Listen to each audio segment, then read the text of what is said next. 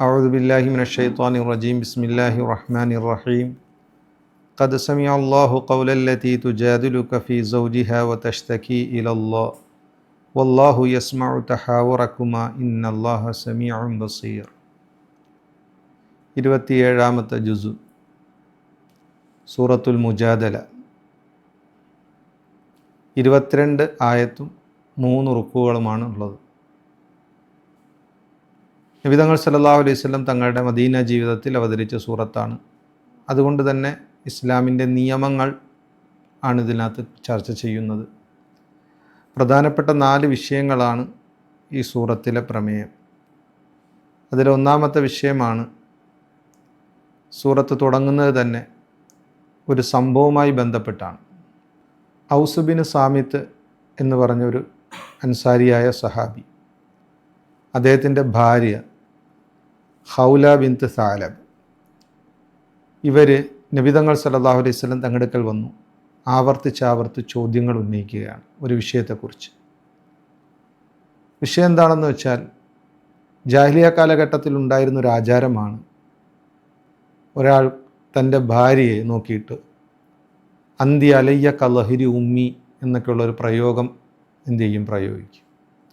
എന്നുവെച്ചാൽ എൻ്റെ ഉമ്മയുടെ മുതുക് പോലെയാണ് നീ എനിക്ക്. ഇങ്ങനെ പറഞ്ഞു കഴിഞ്ഞാൽ ഇത് തലാക്കായിട്ട്, അതായത് വിവാഹബന്ധം പൂർണ്ണമായും വിച്ഛേദിക്കപ്പെട്ടതായിട്ട് കണക്കാക്കിയിരുന്നു ജാഹിലിയ കാലഘട്ടത്തിൽ. ഇങ്ങനൊരു സംഭവമാണ് ഈ സഹാബിക്ക് ഉണ്ടായത്. തൻ്റെ ഭാര്യയുമായി ഒരു പ്രത്യേക സാഹചര്യത്തിൽ ദേഷ്യം വന്നപ്പോൾ അദ്ദേഹം ഈ പ്രയോഗം പ്രയോഗിച്ചു. അന്ത്യാലയ കലഹിരി ഉമ്മി എന്ന പ്രയോഗം പ്രയോഗിച്ചു. അപ്പോൾ ജാഹിലിയ കാലഘട്ടത്തിൽ പൂർണ്ണമായും ബന്ധം വിച്ഛേദിക്കപ്പെട്ടു. ഇനി ഇവർ ഒരിക്കലും ചെയ്യാൻ പറ്റില്ല, ഒരുമിച്ച് ജീവിക്കാൻ കഴിയില്ല എന്ന നിയമമുള്ളത് കൊണ്ട്, ഇസ്ലാമിൽ ഇതിൻ്റെ നിയമം എന്താണെന്ന് അറിയാത്തത് കൊണ്ടും ഈ മഹദി ഹൗല റളിയല്ലാഹു തആല അൻഹ നബി തങ്ങൾ സല്ലല്ലാഹു അലൈഹി വസല്ലം തങ്ങളുടെ അടുക്കൽ പോയിട്ട് ഇത് ചോദിച്ചു. അപ്പോൾ ചോദിച്ചപ്പോൾ ഇസ്ലാമിൽ ഇതിൻ്റെ നിയമം വന്നിട്ടില്ല. അപ്പം നിയമം വന്നിട്ടില്ല എങ്കിൽ മുൻകഴിഞ്ഞ നിയമം എന്താണോ അത് അങ്ങനെ തുടരുക എന്നുള്ളതാണ്. അപ്പം നബി തങ്ങൾ പറഞ്ഞു, ഇത് വഹി വന്നിട്ടില്ല, എനിക്ക് തോന്നുന്നത് നിങ്ങൾ തമ്മിൽ ബന്ധം തീർന്നു എന്നാണ് തോന്നുന്നത് എന്ന രീതിയിൽ പറഞ്ഞു.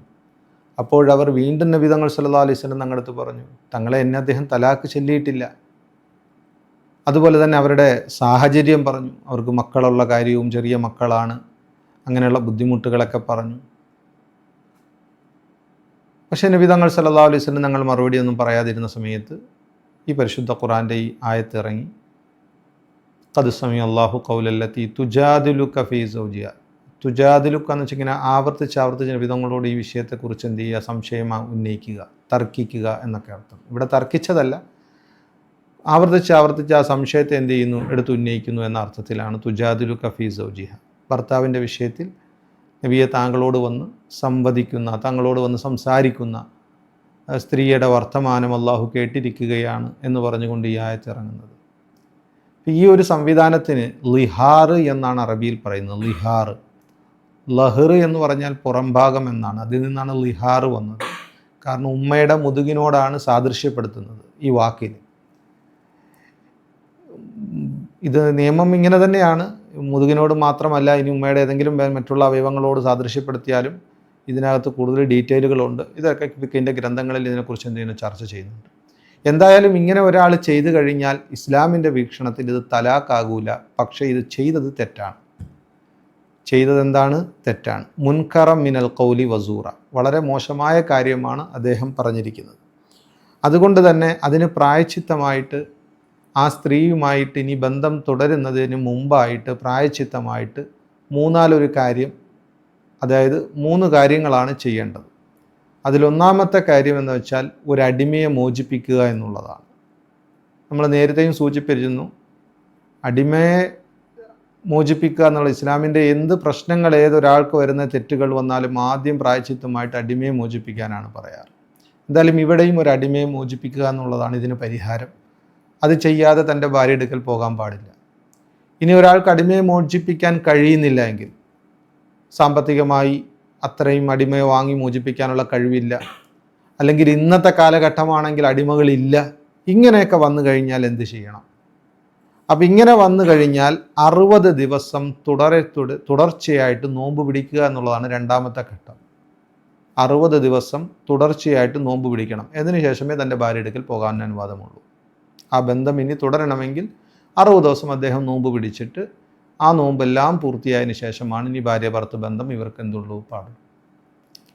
ഇനി ഒരാൾക്ക് അതിനും കഴിയുന്നില്ല, വൃദ്ധനാണ്, രോഗിയാണ്, നോമ്പ് പിടിക്കാൻ പറ്റാത്തൊരവസ്ഥയാണ് എങ്കിൽ 60 മിസ്കീനായ പാവപ്പെട്ട ജനങ്ങൾക്ക് 60 പേർക്ക് 2 നേരത്തെ ഭക്ഷണം കൊടുക്കണം. 2 നേരത്തെ ഭക്ഷണം കൊടുക്കണം. ഇതാണ് മൂന്നാമത്തെ ഘട്ടം. ഇതിലേതെങ്കിലും ഒന്ന് ചെയ്തുകൊണ്ട് മാത്രമേ ഇനി അവർക്ക് എന്ത് ചെയ്യാവൂ, തൻ്റെ ഭാര്യ എടുക്കൽ പോകാനുള്ള അനുവാദമുള്ളൂ. ഇതാണ് ഈ ആയത്തിലെ ഒന്നാമത്തെ വിഷയം. രണ്ടാമത്തെ വിഷയം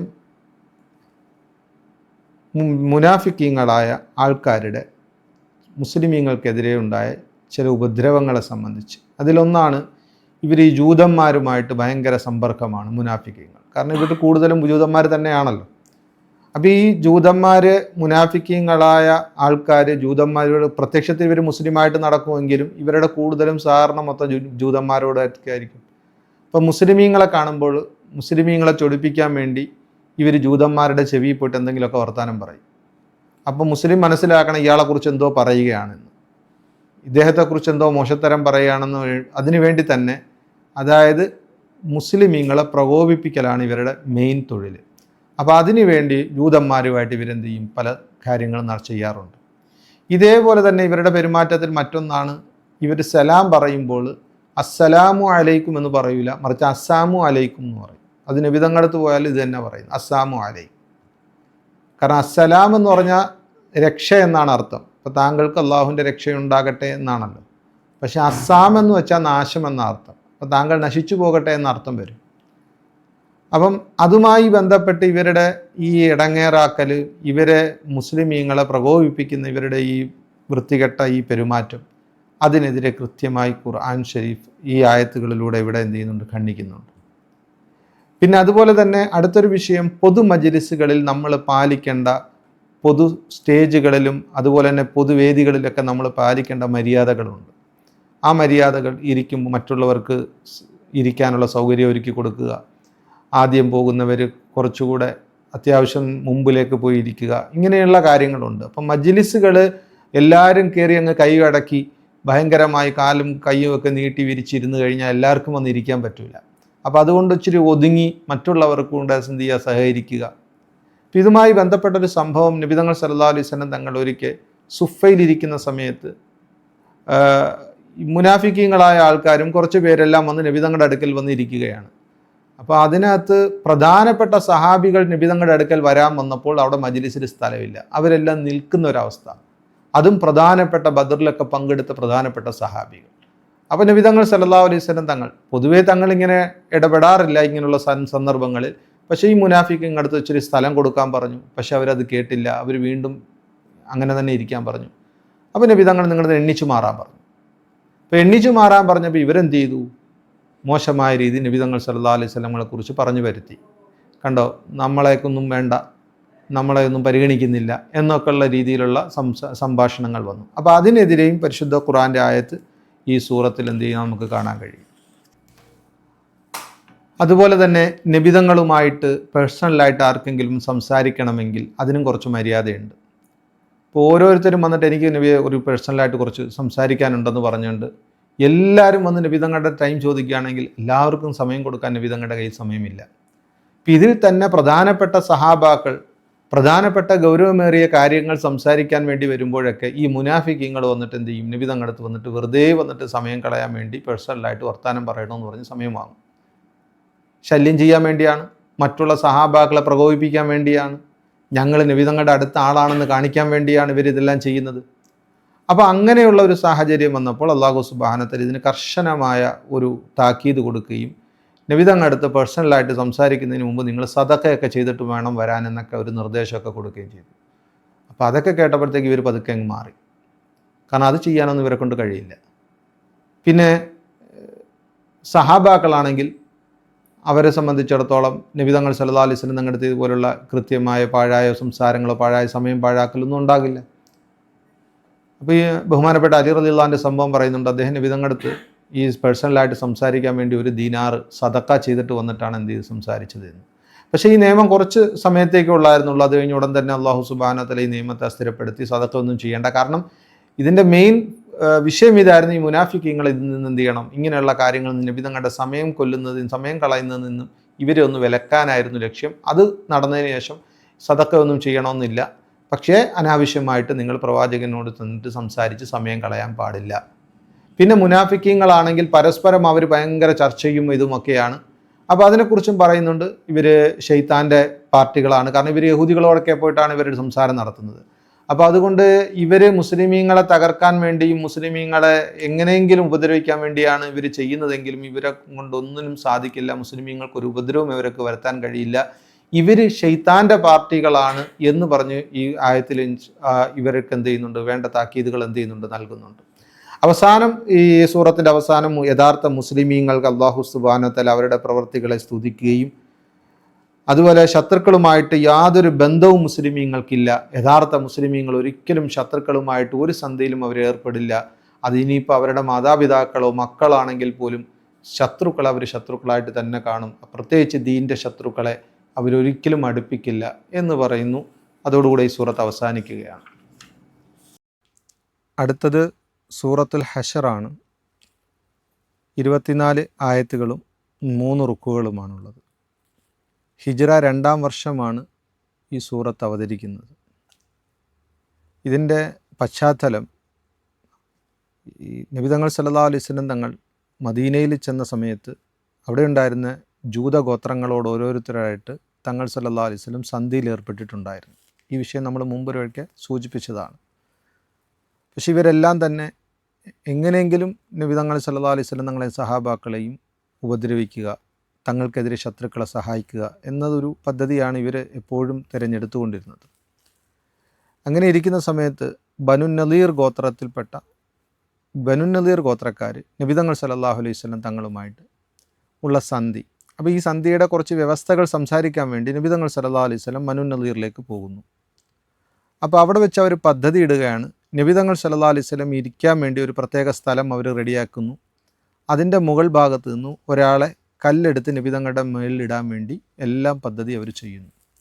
അപ്പോൾ തങ്ങൾ സല്ലല്ലാഹു അലൈഹി വസല്ലം തങ്ങളെ ഷഹീദാക്കലാണ് അവരുടെ ലക്ഷ്യം. അതോടുകൂടെ ഈ പ്രശ്നങ്ങളും മദീനയുടെ എല്ലാം ഇത് നമ്മുടെ കയ്യിൽ വരും എന്നുള്ള ഒരു ധാരണയിലാണ് അവരിത് തീരുമാനിക്കുന്നത്. അങ്ങനെ തീരുമാനിക്കുന്നു. ഇവരുമായുള്ള വ്യവസ്ഥകൾ സംസാരിക്കുന്ന സമയത്ത് മുകളിൽ നിന്ന് കല്ലെടുത്തിടാനുള്ള പ്ലാൻ അല്ലാഹു സുബ്ഹാനഹു വ തആല നബി തങ്ങൾക്ക് അറിയിച്ചു കൊടുക്കുന്നു. നബി തങ്ങൾ സല്ലല്ലാഹു അലൈഹി വസല്ലം പെട്ടെന്ന് തന്നെ ആ സ്ഥലത്ത് നിന്ന് എഴുന്നേറ്റ് പോകുന്നു. അപ്പോൾ ഇവർ നബി തങ്ങൾക്കെതിരെ ശത്രുക്കളെ പോലും സഹായിക്കില്ല എന്ന് ഇവരുമായുള്ള സന്ധിയിലുള്ള സമയത്താണ് തങ്ങളെ തന്നെ വധിക്കാൻ വേണ്ടി ഇവർ പ്ലാൻ ഇടുന്നത്. അങ്ങനെ നബി തങ്ങൾ സല്ലല്ലാഹു അലൈഹി വസല്ലം തങ്ങൾ ഇവരുമായിട്ട് യുദ്ധം പ്രഖ്യാപിക്കുകയാണ്. അങ്ങനെ യുദ്ധം പ്രഖ്യാപിച്ചു. അവരുടെ കോട്ടകൾ സഹാബാക്കൾ വന്ന് ഫുള്ളായി വലയം ചെയ്തു. അവരെല്ലാം കോട്ടയ്ക്കുള്ളിലായി. ഇപ്പം ഇവരുടെ പ്രത്യേകത, അന്നും അവരുടെ പ്രത്യേകതയായിട്ട് പരിശുദ്ധ ഖുർആൻ പറയുന്നുണ്ട്, ലാ യുഖാതിലൂനക്കും ജമിയാൻ ഇല്ലാ ഫീ ഖുറ മുഹസ്സന. അവർ നിങ്ങളടുത്ത് യുദ്ധം ചെയ്യുന്നത് കോട്ടയ്ക്കുള്ളിൽ നിന്നുകൊണ്ടേ ചെയ്യൂ, പുറത്തു വന്നവർ ചെയ്യൂല. അങ്ങനെ സഹാബാക്കൾ ഇവർ കോട്ടയുടെ വെളിയിലേക്ക് ഇറങ്ങി വരാൻ വേണ്ടി അവിടുത്തെ മരങ്ങളൊക്കെ മുറിച്ചു കളയും. ഇവരെ പ്രകോപിപ്പിക്കാൻ വേണ്ടി ഇവരുടെ കൃഷിസ്ഥലങ്ങൾ നശിപ്പിക്കും. അപ്പോൾ സഹാബാക്കൾക്ക് തന്നെ അഭിപ്രായ വ്യത്യാസം ഉണ്ടാവും. ഇതെന്തായാലും നമ്മൾ ഇവരെ പരാജയപ്പെടുത്തി കഴിഞ്ഞാൽ ഇവർക്ക് ഇതെല്ലാം നമുക്കുള്ളതാണ്, അതുകൊണ്ട് ഈ മരങ്ങളൊന്നും മുറിക്കേണ്ടെന്ന് പറയും. പക്ഷേ അല്ലാഹു സുബ്ഹാനഹു വ തആല ആ സമയത്ത് വഹി വരുന്നു, മുറിച്ചവരും അള്ളാഹിൻ്റെ തൃപ്തിയെ കാംക്ഷിച്ച് മുറിച്ചവരാണ്, അതുകൊണ്ട് പ്രശ്നമില്ല. തടഞ്ഞവരും നല്ല നിയത്തിൽ തടഞ്ഞവരാണ്. എന്തായാലും ഇവരെ അവസാനം യാതൊരു പോംവഴിയില്ലാതെ ഇവർ വരികയും അങ്ങനെ നബി തങ്ങൾ സല്ലല്ലാഹു അലൈഹി വസല്ലം തങ്ങളുടെ കോട്ടയിൽ നിന്ന് പുറത്തിറങ്ങുമ്പോൾ നബി തങ്ങൾ സല്ലല്ലാഹു അലൈഹി വസല്ലം തങ്ങൾ ഇവരോട് പറയും, ആയുധങ്ങളിലല്ലാത്ത ബാക്കി എല്ലാ സാധനവും എടുത്തുകൊണ്ട് നിങ്ങൾ ഇവിടുന്ന് നാട് വിടണമെന്ന് പറയും. അങ്ങനെ അവരെ നാട് കടത്തുകയാണ് ചെയ്യുന്നത്. അങ്ങനെ അവർ പരമാവധി എടുക്കാവുന്ന എല്ലാ സാധനങ്ങളും എടുത്തുകൊണ്ട് ആ നാട് വിട്ടു പോവുകയാണ്. കാരണം അവർക്ക് ജീവൻ തിരിച്ചു കിട്ടുകയാണ്. അവരെ ആരെയും വധിക്കുന്നില്ല. നാട് വിടാൻ പറഞ്ഞു.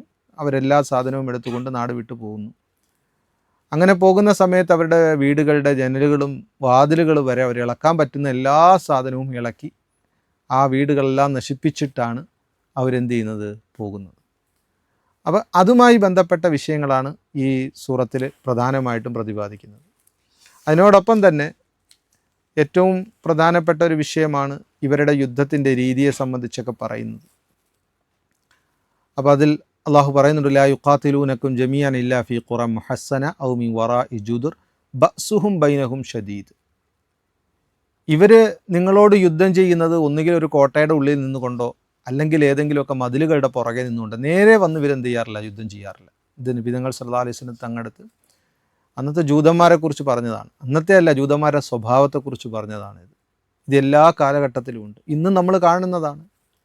ബങ്കറുകളും ഷെൽട്ടറുകളിലൊക്കെ ഒളിഞ്ഞിരുന്ന് അവരെന്ത് ചെയ്യും, യുദ്ധം ചെയ്യും. അവർക്ക് ഒളിഞ്ഞിരിക്കാനുള്ള സ്ഥലമുണ്ട്. നേരെ വന്ന് എന്ത് ചെയ്യൂല, മുഅ്മിനീങ്ങളോട് ഏറ്റുമുട്ടൂല അവർ. അതുപോലെ തന്നെ പറയുകയാണ്, ബഅ്സുഹും ബൈനഹും ഷദീദ്. ഇവരുടെ ഇടയിൽ ഭയങ്കര അഭിപ്രായ ഭിന്നതയാണ്. നമ്മൾ വിചാരിക്കുന്നത് ഇവർ ഭയങ്കരമായ യോജിപ്പിലാണ് എന്നൊക്കെ. പക്ഷേ ഇവർ തമ്മിൽ അവിടെ ആഭ്യന്തരമായിട്ട് ഇവരുടെ ഇടയിൽ ഭയങ്കര കലഹങ്ങളായിരിക്കും. തഹ്സബുഹും ജമീഅ വഖുലൂബുഹും ശത്ത. ഇവർ നിങ്ങൾ ഒറ്റക്കെട്ടാണെന്ന് നിങ്ങൾ വിചാരിക്കുന്നു, പക്ഷേ ഇവരെന്താണ്, വഖുലൂബുഹും ശത്ത. ഇവരുടെ ഇടയിൽ ഭയങ്കര ഭിന്നതയാണ്. ജൂതന്മാരുടെ വിഷയത്തിൽ അല്ലാഹു സുബ്ഹാനഹു വ തആല പറഞ്ഞ വിഷയമാണ്. ഇപ്പോൾ ഈ ആയത്തിൽ തന്നെ നബി തങ്ങൾ സല്ലല്ലാഹു അലൈഹി വസല്ലം തങ്ങൾ ഇവരുമായിട്ട് ഇനി സന്ധിയില്ല, നിങ്ങൾ നാട് വിടണം എന്ന് പറയുന്നൊരു സമയത്ത് മുനാഫിക്കീങ്ങൾ വന്ന് ഇവരെ എന്ത് ചെയ്യാറുണ്ട്, ഹെൽപ്പ് ചെയ്യാൻ വേണ്ടി ശ്രമിക്കാറുണ്ട്. ഇവരുടെ ഇൽപ്പെട്ട തന്നെ മുനാഫിക്കുകൾ പറയും, നിങ്ങൾ നാടൊന്നും വിടണ്ട, ഞങ്ങൾ പ്രവാചകനോട് സംസാരിച്ച് സംഭവം തീർപ്പാക്കാം എന്നൊക്കെ അവർ പറയുന്നുണ്ട്. എന്തെങ്കിലും വന്നു കഴിഞ്ഞാൽ ഞങ്ങൾ നിങ്ങളോടൊപ്പം തന്നെ ഉണ്ടാകും എന്നൊക്കെ വന്ന് മുനാഫിക്കീങ്ങൾ വാക്കു കൊടുക്കുന്ന രംഗം. അവസാനം മുസ്ലിം പട്ടാളം വന്ന് അവരെ ഉപരോധിക്കുകയും അങ്ങനെ അവരെ നിർബന്ധിതരായിക്കൊണ്ട് അവർ ആ കോട്ടകളിൽ നിന്ന് വെളിയിൽ ഇറങ്ങേണ്ടതായി വരികയും ഇറങ്ങി വന്നിട്ട് നബി തങ്ങൾ സല്ലല്ലാഹു അലൈഹി വസല്ലമയുടെ കൽപ്പന അനുസരിക്കേണ്ടതായി വരികയും ചെയ്തപ്പോൾ ഈ മുനാഫിക്കീങ്ങളൊന്നും തന്നെ മിണ്ടിയില്ല. അവരെ കൊണ്ടൊന്നും ചെയ്യാനും സാധിച്ചില്ല. അപ്പോൾ ആ വിഷയവും ഈ പരിശുദ്ധ സൂറത്തിൻ്റെ ആയത്തുകളിൽ നമുക്ക് കാണാൻ കഴിയും. ശേഷം അല്ലാഹു സുബ്ഹാനഹു വ തആല അതിനുശേഷം ഇവരുടെ ഒരു ഉപമ പറഞ്ഞുകൊണ്ട് വേറൊരു ഗോത്രക്കാരെ കുറിച്ചൊരു സൂചന നൽകുകയാണ്. അത് ബനു കൈനുക്ക എന്ന് പറയുന്നൊരു ഗോത്രമാണ്. ഇവരെയും നാട് കടത്തിയതാണ്. അപ്പം ഇവരെയും നാട് കടത്തി. അപ്പം അവരും ഇതേപോലെ കരാറുകൾ ലംഘിച്ചതിൻ്റെ പേരിൽ അവരെയും നാട് കടത്തിയതുപോലെ ഇവരുടെ ആവശ്യവും ഇവരുടെ അവസ്ഥയും ഇത് തന്നെയായി മാറി. അള്ളാഹുവിന് ഇവർക്ക് നാട് കടത്തുന്ന ഒരവസ്ഥ പോയി. നബി തങ്ങൾ സല്ലല്ലാഹു അലൈഹി വസല്ലം തങ്ങൾ അവരെ നാട് കടത്തിയതുപോലെ ഇവരെയും എന്ത് ചെയ്തു, നാട് കടത്തി. ശേഷം മുഅ്മിനീങ്ങളോട് അള്ളാഹുവിനെ ഭയപ്പെടാനും അതുപോലെ തന്നെ ഹുക്കൂക്കുകൾ പാഴാക്കാതിരിക്കാനുമൊക്കെയുള്ള നിർദ്ദേശങ്ങളാണ് ഇവിടെ നൽകിയിരിക്കുന്നത്. ശേഷം മുഅ്മിനീങ്ങളോട് അള്ളാഹുവിനെ ഭയപ്പെടുകയും ജൂതന്മാരെയും നസാറാക്കളെപ്പോലെ ഹുക്കൂക്കുകൾ പാലിക്കാത്തവർ നിങ്ങളാകരുത് എന്നുള്ള ഉണർത്തലും നൽകിക്കൊണ്ട് പരിശുദ്ധ ഖുർആൻ്റെ മഹത്വം, ആ മഹത്വം, ആ ഖുർആൻ അവതരിച്ചതൊരു പർവ്വതത്തിൻ്റെ മുകളിലായിരുന്നുവെങ്കിൽ അള്ളാഹുവിൻ്റെ ഭയം കാരണം അത് പൊട്ടി തരിശായി പോകുമായിരുന്നു, അങ്ങനെ നിങ്ങൾക്ക് കാണാൻ പറ്റുമായിരുന്നു എന്ന് ഖുർആൻ്റെ മഹത്വത്തെക്കുറിച്ച് പറയുന്നു. അതുപോലെ തന്നെ അള്ളാഹുവിൻ്റെ അസ്മാകളെക്കുറിച്ച്, മഹത്വമുള്ള അള്ളാഹുവിൻ്റെ അധികാരത്തിൻ്റെ, അള്ളാഹുവിൻ്റെ മഹത്വത്തെ അറിയിക്കുന്ന അള്ളാഹുവിൻ്റെ പരിശുദ്ധമായ നാമങ്ങൾ, ഒരുപാട് നാമങ്ങൾ അള്ളാഹു സുബ്ഹാനഹു വ തആല ഈ സൂറത്തിൻ്റെ അവസാന ഭാഗത്തായിട്ട് എന്ത് ചെയ്യുന്നു, പറഞ്ഞുകൊണ്ട് ആകാശഭൂമിയിലുള്ള മുഴുവൻ വസ്തുക്കളും അള്ളാഹുവിൻ്റെ സ്തുതിയിൽ തന്നെ വ്യാപൃതരായിരിക്കുകയാണ് എന്നും പറഞ്ഞുകൊണ്ട് ഈ സൂറത്ത് അവസാനിക്കുകയാണ്. അതുപോലെ തന്നെ ഈ സൂറത്തിൽ സഹാബാക്കൾ ആദ്യത്തെ അറ്റാക്ക്, സഹാബാക്കൾ എല്ലാവരൂടെ ചേർന്ന് വന്ന് ഇവരെ പൂർണ്ണമായും ഇവരുടെ കോട്ട വളഞ്ഞപ്പോൾ, ഇവർക്ക് ഉപരോധം വന്നപ്പോൾ യുദ്ധമൊന്നും നടക്കാതെ തന്നെ ഇവർക്ക് എന്ത് ചെയ്യേണ്ടി വന്നു, നാട് വിടേണ്ടി വന്നു. അതുകൊണ്ടാണ് ലി അവ്വലിൽ ഹഷർ എന്ന് പറയുന്നൊരു പ്രയോഗം വന്നതുകൊണ്ടാണ് ഈ സൂറത്തിന് സൂറത്തുൽ ഹഷർ എന്ന് പറയുന്നത്. അങ്ങനെ ഇവരിട്ടിട്ട് പോയ സ്വത്ത് തന്നെ യുദ്ധം ചെയ്യാത്ത സ്വത്തായതുകൊണ്ട് ഇത് ഗനീമത്തല്ല, ഇത് ഫൈ ആണ്. അപ്പോൾ അതിൻ്റെ അവകാശികൾ ആരൊക്കെയാണ് എന്നും ഈ സൂറത്തിൽ കൃത്യമായി പറയുന്നുണ്ട്. ഇത് മുജാഹിദീങ്ങൾക്ക് ഗനീമത്ത് പോലെ വീതം വെക്കുന്ന സ്വത്തല്ല. കാരണം യുദ്ധം നടക്കാതെ എന്ത് ചെയ്തതാണ്, കിട്ടിയ സ്വത്തായതുകൊണ്ട് ഇതിന് ഫൈ എന്നാണ് പറയുന്നത്. അതിൻ്റെ അവകാശികൾ ആരൊക്കെയാണെന്ന് കൃത്യമായിട്ട് ഈ സൂറത്തിൽ എന്ത് ചെയ്യുന്നുണ്ട്, പരാമർശിക്കുന്നുണ്ട്. അടുത്തത് സൂറത്തുൽ മുംതഹിനയാണ്. തങ്ങളുടെ മദീന ജീവിതത്തിൽ അവതരിച്ച സൂറത്താണ്. 13 ആയത്തുകളും 2 റുക്കുകളുമാണ് ഈ സൂറത്തിലുള്ളത്. ഈ സൂറത്തിൽ മുംതഹിന എന്ന് പേര് വരാൻ കാര്യം തന്നെ നമ്മൾ നേരത്തെ പറഞ്ഞാണ്, ഹുദൈബിയ സന്ധിയിൽ മക്ക മുശ്രിക്കീങ്ങളുമായിട്ടൊരു സന്ധി ഉണ്ടായിരുന്നു. അപ്പോൾ അതിൽ അവിടെ നിന്ന് ആരെങ്കിലും മദീനയിലേക്ക് വരികയാണെങ്കിൽ മദീനക്കാർ അവരെ തിരിച്ചുവിടണമെന്നും മദീനയിൽ നിന്ന് ആരെങ്കിലും മക്കയിലേക്ക് പോയാൽ മക്കാർ അവരെ തിരിച്ചുവിടില്ല എന്നും ഒരു സന്ധിയിലുണ്ടായിരുന്നു. അപ്പോൾ ഈ വിഷയത്തിൽ സ്ത്രീകളുടെ വിഷയത്തിൽ ഒരു വ്യക്തതയില്ല. സ്ത്രീകളെ എന്ത് ചെയ്യണമെന്ന് സാധാരണ രീതിയിൽ യോദ്ധാക്കളായ ആൾക്കാരാണ് മക്കയിലും മദീനയിലും അങ്ങോട്ടും ഇങ്ങോട്ടും പോകുന്നതെല്ലാം തന്നെ. ഒരു സ്ത്രീ വന്നു കഴിഞ്ഞാൽ, ഉദാഹരണമായിട്ട് മക്കയിൽ നിന്ന് ഒരു സ്ത്രീ മദീനയിലേക്ക് വരുന്നു, അല്ലെങ്കിൽ മദീനയിൽ നിന്ന് വരുന്ന ഒരു സ്ത്രീ മക്കയിലേക്ക് വന്നാൽ എന്ത് ചെയ്യണം? അപ്പോൾ ഈ ആയത്തിൽ ആ കാര്യം വ്യക്തമാക്കുകയാണ്. മക്കയിൽ നിന്ന് ഒരു സ്ത്രീ മുസ്ലിമായിട്ട് മദീനയിലേക്ക് വരികയാണ് എങ്കിൽ തങ്ങൾ അവരുടെ ഈമാൻ പരിശോധിക്കണം. ഈ പരിശോധിക്കുന്നതിനാണ് ഇംതിഹാൻ എന്ന് പറയുന്നത്. അതുകൊണ്ടാണ് മുംതഹന എന്ന ഈ പേര് ഈ സൂറത്തിന് വന്നത് തന്നെ, മുംതഹിന. അപ്പം ഈ സൂറത്തിന് മുംതഹിന എന്ന് പറഞ്ഞത് അവരുടെ ഈമാൻ പരിശോധിച്ച് അവർ യഥാർത്ഥ വിശ്വാസികളാണ് എന്ന് ബോധ്യപ്പെടുകയാണെങ്കിൽ പിന്നെ അവരെ തിരിച്ചയക്കേണ്ടതില്ല. കാരണം സന്ധിയിൽ പറഞ്ഞ വ്യവസ്ഥയിൽ സ്ത്രീകളുടെ വിഷയം ചർച്ചയിൽ വന്നിട്ടില്ല. സ്ത്രീകളുടെ വിഷയം ഇങ്ങനെയായിരിക്കും എന്ന് ഈ പരിശുദ്ധ ആയത്തിലൂടെ നമുക്ക് എന്ത് ചെയ്യുന്നു, മനസ്സിലാകുന്നു. അതുപോലെ തന്നെ ഇതിലേറ്റവും പ്രധാനപ്പെട്ട ഒരു വിഷയം, ഇത് ഹുദൈബിയ മക്ക ഫതഹിന് ഇടയിലിറങ്ങിയ സൂറത്താണല്ലോ. അപ്പോൾ അതുകൊണ്ട് തന്നെ ഈ സമയത്ത് മക്കക്കാർ പല ഘട്ടങ്ങളിലായിട്ട് സന്ധിയിൽ പറഞ്ഞ വ്യവസ്ഥകൾ ലംഘിക്കുന്ന ഒരു സാഹചര്യമുണ്ടായി. അങ്ങനെ ലംഘിക്കുന്ന ഒരു സാഹചര്യം ഉണ്ടായപ്പോൾ നബി തങ്ങൾ സല്ലല്ലാഹു അലൈഹി വസല്ലം തങ്ങൾ സഹാബാക്കളെ അറിയിച്ചിരുന്നു, നമുക്കിനി മക്കക്കാർ നമ്മുടെ വ്യവസ്ഥകൾ പാലിക്കുന്നില്ല, അതുകൊണ്ട് മക്കക്കാർ നമ്മൾ എന്ത് ചെയ്യണം, നമ്മളും മക്കക്കാരും തമ്മിൽ ഇനി യുദ്ധമാണ്. അപ്പോൾ യുദ്ധത്തിന് വേണ്ടിയുള്ള തയ്യാറെടുപ്പുകൾ ചെയ്യാൻ വേണ്ടി പറഞ്ഞിരുന്നു. അങ്ങനെ ഇരിക്കുന്ന സമയത്ത് മക്കയിൽ നിന്ന് ഒരു സ്ത്രീ, സാറ എന്ന് പേരുള്ള ഒരു സ്ത്രീ മദീനയിലേക്ക് വരുന്നു. മദീനയിൽ വരുന്നു. അപ്പോൾ അവരോട് അന്വേഷിക്കുന്നു, നിങ്ങളെങ്ങനെ വന്നതാണ്? പറയുന്നത്, ഞാൻ മുസ്ലിമായി വന്നതല്ല, ഞാൻ മക്കയിൽ എൻ്റെ ജീവിതം ഞാൻ പാട്ടൊക്കെ പാടി, ഈ മക്കയിൽ ഒരുപാട് ഈ മദ്യങ്ങളുടെയൊക്കെ മജ്ലിസുകളൊക്കെ ഉണ്ടാവും. അപ്പോൾ അങ്ങനെയുള്ള സദസ്സുകളിൽ പോയി പാടി ഉപജീവനം നടത്തിക്കൊണ്ടിരിക്കുന്ന ആളാണല്ലോ. പക്ഷേ എനിക്കിപ്പം ബദർ യുദ്ധത്തിന് ശേഷം മക്കക്കാർക്ക് സമ്പത്തൊന്നും ഇല്ലാത്തതുകൊണ്ട് അങ്ങനെയുള്ള മജ്ലിസുകൾ, അങ്ങനെയുള്ള സദസ്സുകളൊക്കെ ഇപ്പോൾ കുറവാണ്. അതുകൊണ്ട് എൻ്റെ വരുമാന മാർഗമൊന്നുമില്ല. അതുകൊണ്ട് എന്നെ എന്തെങ്കിലും സഹായിക്കണം, സഹായാഭ്യർത്ഥനയായിട്ട് ഞാൻ വന്നതാണെന്ന് പറയും. അപ്പോൾ നബി തങ്ങൾ സല്ലല്ലാഹു അലൈഹി വസല്ലം ബനു അബ്ദുൽ മുത്തലിബിനോട് തങ്ങളുടെ കുടുംബക്കാരോട് പറയും, എന്തെങ്കിലുമൊക്കെ അവരെ കൊടുത്ത് പറഞ്ഞു വിട്ടേക്കാൻ പറയും. അങ്ങനെ അവർ ചെറിയ സഹായങ്ങളൊക്കെ കൊടുത്തിട്ട് എന്ത് ചെയ്യും, അവർ പറഞ്ഞു വിടും. അപ്പോൾ അക്കൂട്ടത്തിൽ ഹാത്തിബ് ഇബ്നു അബീ ബൽത എന്ന് പറഞ്ഞൊരു സഹാബി, ഇദ്ദേഹം ബദരിയായ സഹാബിയാണ്. ഇദ്ദേഹം മക്കക്കാരനല്ല, യമനിയാണ്, മക്കയിൽ വന്ന് താമസമാക്കിയ ആളായിരുന്നു. ഇദ്ദേഹം ഹിജറ ചെയ്ത് മദീനയിൽ വന്നു. ഇദ്ദേഹത്തിൻ്റെ ഈ സഹാബാക്കൾ ഹിജറ ചെയ്തെങ്കിലും ഒരുപാട് പേര് ഇവരുടെ കുടുംബക്കാർ, ഭാര്യ, മക്കളൊക്കെ തന്നെ മക്കയിൽ തന്നെ ഉള്ളവരുണ്ട്. അപ്പോൾ ഇദ്ദേഹത്തിൻ്റെ കുടുംബക്കാരും എവിടെയുണ്ട്? മക്കയിലുണ്ട്. അപ്പോൾ മക്കയിലുണ്ടെങ്കിൽ തന്നെയും വിവാഹബന്ധം അന്ന് ആ സമയത്ത് പോലും മുസ്ലിം അമുസ്ലിം വിവാഹബന്ധവും എന്തല്ല, തടയപ്പെട്ടിട്ടില്ലായിരുന്നു. അതുകൊണ്ട് ഇവരുടെ വിവാഹബന്ധവും ബാക്കിയാണ്. അപ്പോൾ അങ്ങനെയുള്ള ഒരു സാഹചര്യത്തിൽ ഇദ്ദേഹം വിചാരിക്കുകയാണ്, എന്തായാലും ഫതഹു മക്ക നടക്കും. നബി തങ്ങൾ സല്ലല്ലാഹു അലൈഹി വസല്ലം തങ്ങളും സഹാബാക്കളും നമ്മൾ ചെന്ന് എന്ത് ചെയ്യും, മക്ക കീഴടക്കും. പക്ഷേ അതുവരെ എൻ്റെ കുടുംബത്തിനൊരു സംരക്ഷണം കിട്ടണമെങ്കിൽ മക്ക മുശ്രിക്കീങ്ങൾക്ക് എന്തെങ്കിലുമൊക്കെ ഞാനൊരു എന്ത് ചെയ്യണം, ഉപകാരം ചെയ്യണം. എന്നാൽ മാത്രമേ അവരെൻ്റെ കുടുംബത്തെ സംരക്ഷിക്കൂ. ഇവിടെയുള്ള ബാക്കിയുള്ള സഹാബാക്കളെ സംബന്ധിച്ചിടത്തോളം അവരുടെ കുടുംബക്കാരൊക്കെ അവിടെ ഉള്ളത് കൊണ്ട് ആരുടെയും ഭാര്യയും മക്കളെയൊന്നും ആരും കയറി തൊടൂല. ഉദാഹരണമായിട്ട് ഇവിടെ ഒരു സഹാബി, ഒരു മുസ്ലിമായ സഹാബി മദീനയിലുണ്ട്. അപ്പോൾ അദ്ദേഹത്തിൻ്റെ ചിലപ്പോൾ അനുജനോ ജ്യേഷ്ഠനോ കാഫിറായ ആൾ മക്കയിലുണ്ടാകും. അപ്പോൾ അതുകൊണ്ട് അവരെ സംബന്ധിച്ച് കുടുംബ ബന്ധം എന്ന് പറഞ്ഞാൽ മക്ക മുശ്രിക്കുകൾ വലിയ കാര്യമാണ്. അപ്പോൾ ആ ജ്യേഷ്ഠൻ്റെ ചിലവർ, പക്ഷേ ഇദ്ദേഹം മുസ്ലിമാണെന്ന് വിചാരിച്ച് അദ്ദേഹത്തിൻ്റെ മകളെ കയറിയിട്ട് അവിടെ എന്ത് ചെയ്യാൻ പറ്റില്ല, മക്കയിലുള്ള മകളെ കയറിയിട്ട് ആക്രമിക്കാൻ പറ്റില്ല. കാരണം കൊച്ചാപ്പ ചോദ്യം ചെയ്യും, അദ്ദേഹം കാഫിറാണ്. അതേപോലെ തന്നെ ഇവരും എന്താണ്, മുസ്ലിമായിട്ടുണ്ടാവില്ല. എന്തായാലും അങ്ങനെയുള്ള കുടുംബക്കാരെല്ലാം മക്കയിലുള്ളത് കൊണ്ട് അവരൊക്കെ ഏകദേശം സേഫാണ്. എനിക്ക് ഒരു എന്തെങ്കിലുമൊക്കെ മക്ക മുശ്രിക്കുകളുടെ ഭാഗത്തുനിന്ന് ഇങ്ങനെയുള്ള എൻ്റെ കുടുംബത്തിനെതിരെ ഉപദ്രവം ഉണ്ടായിരിക്കണം, ഞാൻ എന്തെങ്കിലും അവർക്കൊന്ന് സഹായം ചെയ്യണമെന്ന് വിചാരിച്ചുകൊണ്ട് ഈ ന്യൂസ് അങ്ങ് അറിയിക്കാൻ തീരുമാനിക്കും. നബി തങ്ങൾ സല്ലല്ലാഹു അലൈഹി വസല്ലം പടയൊരുക്കുകയാണ് നിങ്ങൾക്കെതിരെ എന്ന്.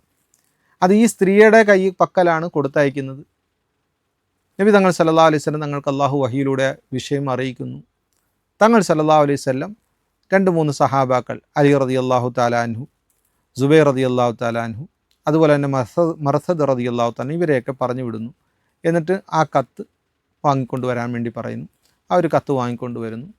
അദ്ദേഹത്തെ വിളിക്കുന്നു. എന്താണ് ഈ കാണിച്ചതെന്ന് ചോദിക്കുന്നു. അദ്ദേഹം കാര്യങ്ങൾ പറയുന്നു. എനിക്ക് യാതൊരു രീതിയിൽ ഞാൻ മുനാഫിക്കല്ല നബിയെ, ഞാൻ പക്ക മുഅ്മിനാണ്, എൻ്റെ ലക്ഷ്യം ഇതായിരുന്നു, ഞാൻ ചെയ്തത് തെറ്റായിപ്പോയി. അദ്ദേഹം തൗബ ചെയ്യുന്നു. അള്ളാഹു സുബ്ഹാനഹു വ തആല അദ്ദേഹത്തിൻ്റെ തൗബ സ്വീകരിക്കുന്നു. ഇതൊരു വീഴ്ചയാണ്. അപ്പോൾ മുസ്ലിമീങ്ങൾക്ക് ശത്രുക്കളോട് യാതൊരു രീതിയിലുള്ള സന്ധിയും പാടില്ല. അവരുമായിട്ട് യാതൊരു രീതിയിലുള്ള ഒരു കൊടുക്കൽ വാങ്ങൽ അങ്ങനത്തെ ഒരു പരിപാടിക്ക് നിങ്ങൾ നിൽക്കരുത് എന്ന് പറഞ്ഞുകൊണ്ട് പരിശുദ്ധ ഖുർആനിലെ ആയത്ത് ഇറങ്ങുകയാണ്. അവരുമായുള്ള സ്നേഹബന്ധമൊന്നും വേണ്ട എന്ന് പറയുന്നു. അതിനുശേഷം ഉദാഹരണമായിട്ട് ഇബ്രാഹിം നബി അലൈഹി സ്വലാത്തു വസ്സലാമിൻ്റെ സംഭവം എടുത്ത് കാണിക്കുന്നു. ഇബ്രാഹിം നബി അലൈഹി സ്വലാത്തു വസ്സലാം നോക്കിക്കേ, തൻ്റെ കുടുംബം, തൻ്റെ പിതാവ്, പക്ഷേ എന്ത് സംഭവിച്ചു?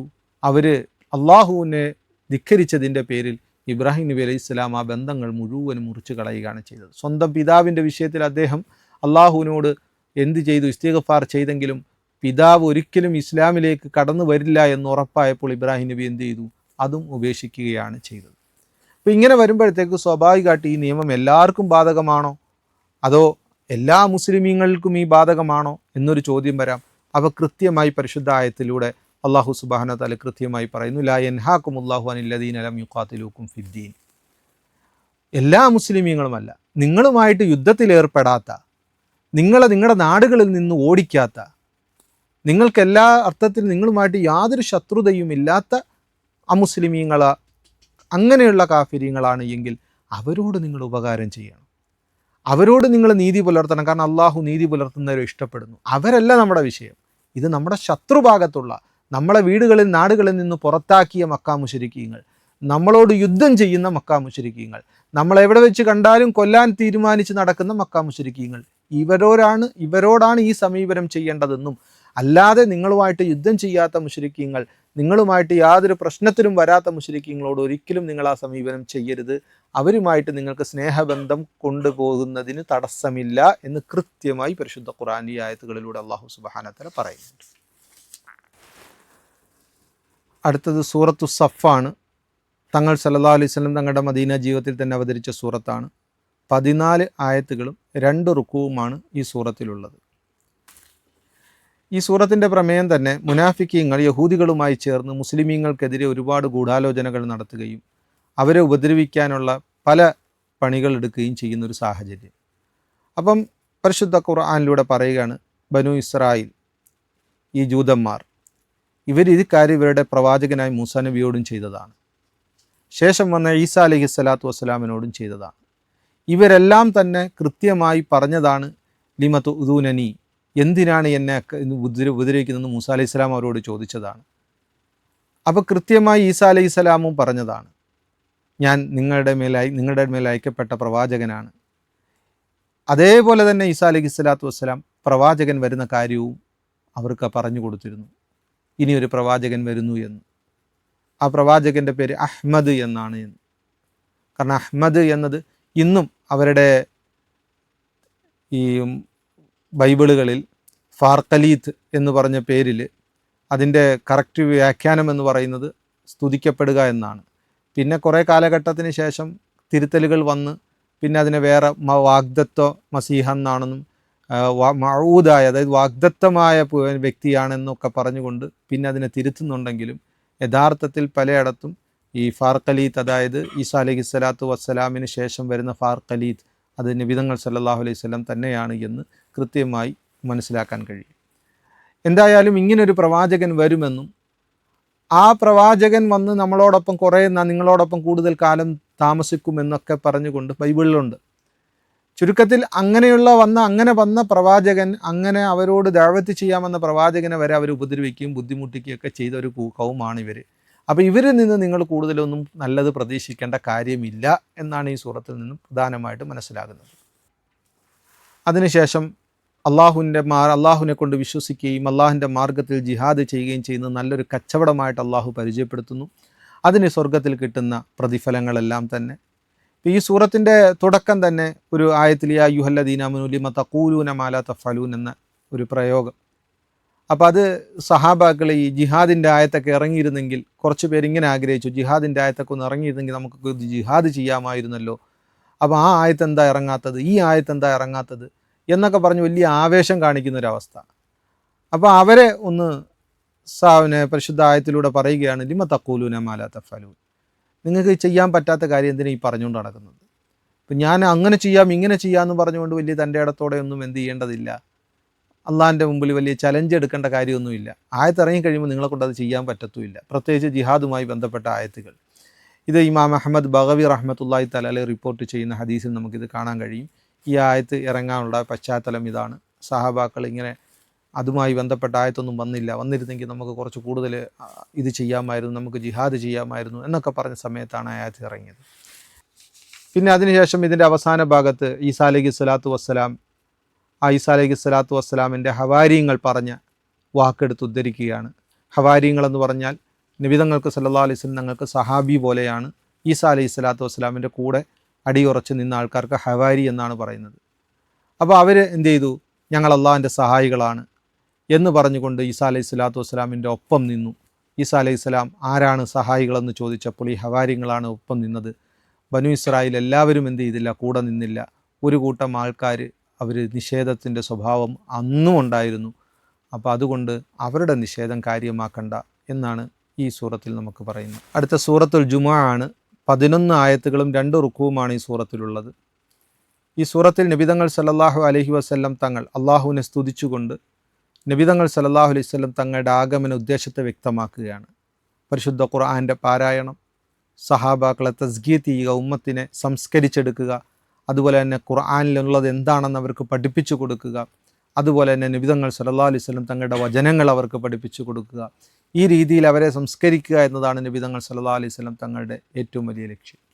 അത് കഴിഞ്ഞുള്ള ആയത്തുകളിൽ ഈ മുൻകഴിഞ്ഞ പ്രവാചകന്മാരെല്ലാം നബിതങ്ങൾ സല്ലല്ലാഹു അലൈഹി വസല്ലം തങ്ങളുടെ വരവിനെക്കുറിച്ച് സൂചിപ്പിച്ചിട്ടുണ്ടെങ്കിലും ഈ ബനു ഇസ്രായേലുകാർ വിചാരിച്ചിരുന്നത് ഈ പ്രവാചകൻ വരുന്നത് ഇസ്രായേലി ഗോത്രത്തിൽ നിന്നായിരിക്കുമെന്നാണ് അവർ കരുതിയിരുന്നത്. അത് ഇസ്രായേലി ഗോത്രത്തിൽ നിന്ന്. അപ്പോൾ അത് അവർ വന്നിട്ട് മുശ്രിക്കീങ്ങളോടൊക്കെ പറയാറുമുണ്ടായിരുന്നു, ഇസ്രായേലിൽ നിന്ന് ഈ ഒരു പ്രവാചകൻ ഞങ്ങൾക്ക് വരാനുണ്ട്, ആ പ്രവാചകൻ വന്നു കഴിഞ്ഞാൽ അദ്ദേഹത്തോടൊപ്പം ചേർന്ന് ഇതെല്ലാം ഞങ്ങൾ പിടിച്ചടക്കുമെന്നൊക്കെ അവർ പറഞ്ഞു നടക്കുകയൊക്കെ ചെയ്യുമായിരുന്നു. ഇതേപോലെ മുശ്രിക്കീങ്ങൾ വിചാരിച്ചത് നമ്മൾ നേരത്തെ സൂറത്തിലും പരാമർശിച്ചിട്ടുള്ള വിഷയമാണ്. എന്തുകൊണ്ട് വലിയ നേതാവിൻ്റെ അടുക്കൽ വഹി വന്നില്ല, ഈ പാവപ്പെട്ട ആൾക്ക് എന്തിനാണ് വഹി വന്നത് എന്നൊക്കെ പറഞ്ഞുകൊണ്ട്. അപ്പോൾ ഇത് അള്ളാഹുവിൻ്റെ ഒരു ഔദാര്യമാണ്. അവൻ ഉദ്ദേശിക്കുന്നവർക്ക് ഇത് കൊടുക്കുകയുള്ളൂ. നിങ്ങൾ ഉദ്ദേശിക്കുകയും നിങ്ങൾ ആഗ്രഹിക്കുന്നവർക്ക് കിട്ടുന്ന സാധനമല്ല നുബുവത്ത് എന്നത് ദാലിക ഫദ്ലുല്ലാഹ് എന്ന് പറഞ്ഞുകൊണ്ട് അള്ളാഹു സുബ്ഹാനഹു വ തആല ആയത്തിലൂടെ എന്ത് ചെയ്യാണ് പറയുകയാണ്. പിന്നെ ജൂതന്മാരുടെ സ്വഭാവത്തെക്കുറിച്ച് പറയുകയാണ്. തൗറാത്ത് അവർ കിതാബാണെന്ന് പറയുന്നെങ്കിലും അത് അവർ അംഗീകരിക്കുകയും അതനുസരിച്ച് ജീവിക്കുകയും ചെയ്യുന്നില്ല. ചുമ്മാ കഴുതകളെപ്പോലെ അത് ചുമന്നുകൊണ്ട് നടക്കുക മാത്രമാണ് ചെയ്യുന്നത് എന്നും പറയുന്നുണ്ട്. പിന്നെ അവർ പരിശുദ്ധമായ ജൂതന്മാർ ദീനിലേക്ക് കടന്നു വരുന്നില്ല. അപ്പോൾ വരാതിരിക്കാനുള്ളതിൻ്റെ കാരണം അവരെ സംബന്ധിച്ചിടത്തോളം ആ പിടിവാശി തന്നെയാണ്. അപ്പോൾ അവരോട് ചലഞ്ച് ചെയ്യാൻ പറയുകയാണ്, നിങ്ങളെന്നാൽ വന്നിട്ട് മരണത്തെ ആഗ്രഹിക്കും. അതായത് താങ്കൾ സത്യസന്ധനായ പ്രവാചകനാണെങ്കിൽ ഞങ്ങൾ മരിച്ചു പോകട്ടെ എന്ന് നിങ്ങൾ പ്രാർത്ഥിക്കും. പക്ഷെ അവരത് ചെയ്യാൻ തയ്യാറല്ല. കാരണം മരണത്തെ അവർക്ക് പേടിയാണ്. പ്രവാചകൻ സല്ലല്ലാഹു അലൈഹി വസല്ലം സത്യസന്ധനായ പ്രവാചകനാണെന്നും അവർക്കറിയാം. അതിനുശേഷമുള്ള 2ാമത്തെ റുക്കൂയിലെ ആയത്താണ്. 2ാമത്തെ റുക്കൂയിലെ പ്രധാനപ്പെട്ട വിഷയം തന്നെ നബിതങ്ങൾ സല്ലല്ലാഹു അലൈഹി വസല്ലം തങ്ങൾ ജുമായ്ക്ക് ഖുതുബ നടത്തിക്കൊണ്ടിരിക്കുമ്പോൾ ഒരു കച്ചവട സംഘം മദീനയിൽ ഒരു ഭാഗത്ത് വന്നു. അപ്പോൾ കുറേ പേരെന്ത് ചെയ്തു? സാധനം വാങ്ങാൻ വേണ്ടി ഖുതുബയിൽ നിന്ന് പകുതിക്ക് തന്നെ ഇറങ്ങിപ്പോയി. അപ്പോൾ ആദ്യ സമയത്ത് ജുമായുടെ ഖുതുബ നിസ്കാരത്തിന് ശേഷമായിരുന്നു. അപ്പം നിസ്കാരം കഴിഞ്ഞ് ഖുതുബ നടന്നുകൊണ്ടിരിക്കുന്ന സമയത്ത് കുറേ പേര് ആകപ്പാടെ വിരലിലുണ്ടാകുന്ന കുറച്ച് സഹാബാക്കൾ മാത്രമേ നബിതങ്ങളുടെ അടുക്കൽ എന്ത് ചെയ്തുള്ളൂ? ബാക്കിയായുള്ളൂ. ബാക്കി എല്ലാവരും ആ കച്ചവടത്തിൻ്റെ ശബ്ദം കേട്ട് കച്ചവടക്കാർ വന്ന അതറിഞ്ഞ് സാധനങ്ങൾ വിൽക്കാനും വാങ്ങാനും വേണ്ടി അവർ മാർക്കറ്റിലേക്ക് പോയി. ഇപ്പോൾ പരിശുദ്ധ ഖുർആൻ്റെ ആയത്തിറങ്ങി, ഒരു കാരണവശാലും നിങ്ങൾ അങ്ങനെ പോകരുത്. ജുമായ്ക്ക് ബാങ്ക് കേട്ട് കഴിഞ്ഞാൽ പിന്നെ നിങ്ങൾ നിങ്ങളുടെ കച്ചവടങ്ങളെല്ലാം മാറ്റിവെക്കുക, എന്നിട്ട് നിങ്ങൾ പള്ളിയിലേക്ക് പോവുക. ജുമ അവസാനിക്കുന്നത് വരെ ഒരു രീതിയിലുള്ള കച്ചവടങ്ങളും പാടില്ല എന്ന് പരിശുദ്ധ ഈ ആയത്തുകളിലൂടെ അല്ലാഹു സുബ്ഹാനഹു വ തആല ഓർമ്മപ്പെടുത്തുന്നു. അടുത്തത് സൂറത്തുൽ മുനാഫിഖൂനാണ്.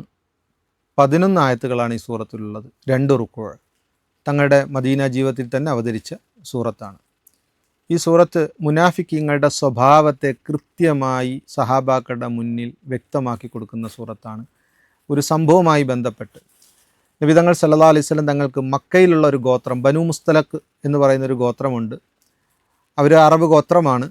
അപ്പോൾ അവർ നബിതങ്ങൾക്കെതിരെ യുദ്ധം ചെയ്യാൻ തയ്യാറെടുക്കുന്നു എന്ന വിവരം നബിതങ്ങൾ സല്ലല്ലാഹു അലൈഹി വസല്ലം തങ്ങൾക്ക് കിട്ടുകയും തങ്ങൾ സല്ലല്ലാഹു അലൈഹി വസല്ലം അവർക്കെതിരെ പട പൊരുതുകയും അങ്ങനെ ആ യാത്ര ചെയ്ത് അവരുമായിട്ട് യുദ്ധത്തിൽ ഏർപ്പെടുകയും അവരെ പരാജയപ്പെടുത്തുകയും ശേഷം അവർ മുസ്ലിം ആകുകയും ചെയ്തു. എന്തായാലും നബി തങ്ങൾ സല്ലല്ലാഹു അലൈഹി വസല്ലം അവിടെ കുറച്ച് നാൾ തങ്ങിയിരുന്നു. അപ്പോൾ തങ്ങുന്നത് ഒരു വെള്ളമൊക്കെ കിട്ടുന്ന ഒരു ഭാഗത്തായിരുന്നു. മുറൈസിയ എന്നാണ് ആ സ്ഥലത്തിൻ്റെ പേര്. അപ്പോൾ അവിടെ വെള്ളമൊക്കെ യഥേഷ്ടം കിട്ടും.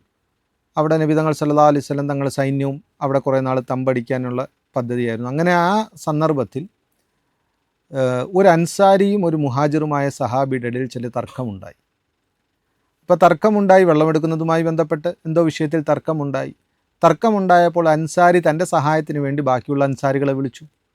മുഹാജിറായ സഹാബി തൻ്റെ സഹായത്തിന് വേണ്ടി ബാക്കിയുള്ള മുഹാജിരിങ്ങളെയും വിളിക്കുന്നു.